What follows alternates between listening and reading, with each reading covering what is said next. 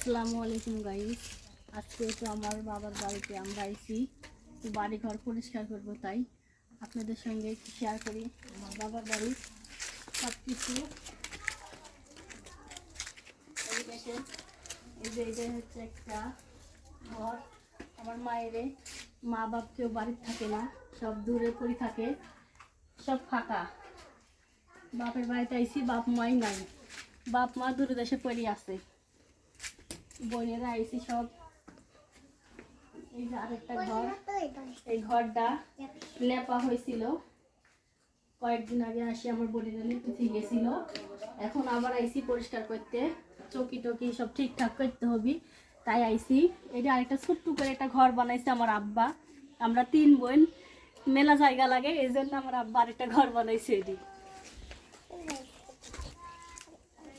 এই যে এটি হচ্ছে যে আমার মায়ের হচ্ছে রান্নাঘর, আখার পাট।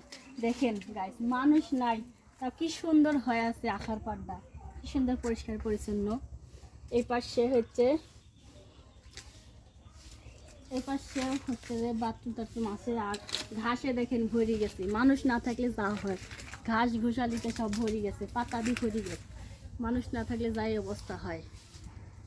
এটাই হচ্ছে আমার বাবার বাড়ি, বাবা মা নাই, তাও আমরা আইছি বেড়াইতে বাবার বাড়িতে।